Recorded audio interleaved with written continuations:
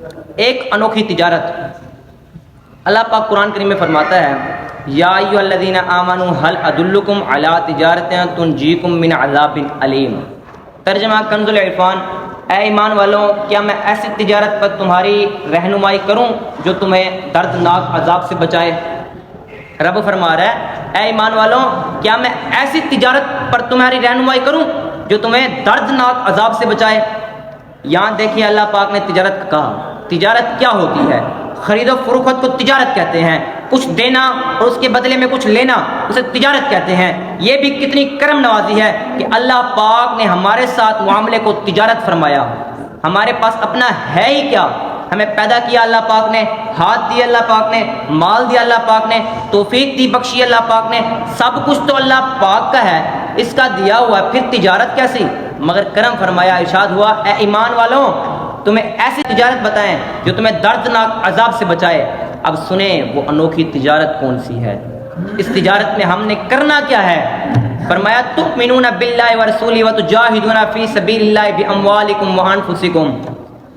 ترجمہ کنز العرفان، تم اللہ اور اس کے رسول پر ایمان رکھو اور اللہ کی راہ میں اپنے مالوں اور اپنی جانوں کے ساتھ جہاد کرو۔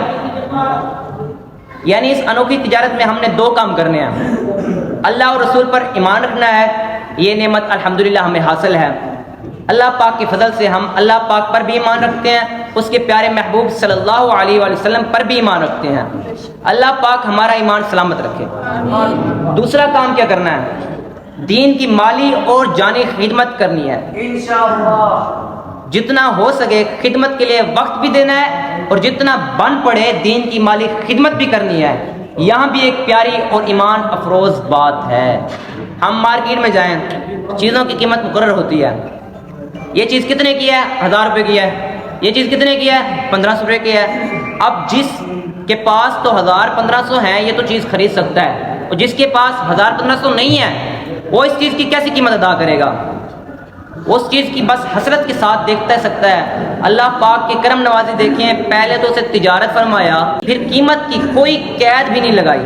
جس کی جیب میں 10 روپے ہیں وہ 10 روپے سے بھی تجارت کر سکتا ہے، جس کے پاس 100 روپے ہیں وہ 100 روپے سے بھی تجارت کر سکتا ہے۔ جس کو جتنی توفیق، جتنی ہمت، جتنی استطاعت، اتنی ہی خدمت سے یہ تجارت کر سکتا ہے۔ اچھا اب ہم یہ تجارت کرتے ہیں، ہم دین کی مالی اور جانی خدمت کرتے ہیں، بدلے میں کیا ملے گا؟ صدقہ دیتے ہیں، خیرات دیتے ہیں، خدمت کرتے ہیں، بدلے میں کیا ملے گا؟ 3 انعام ملیں گے۔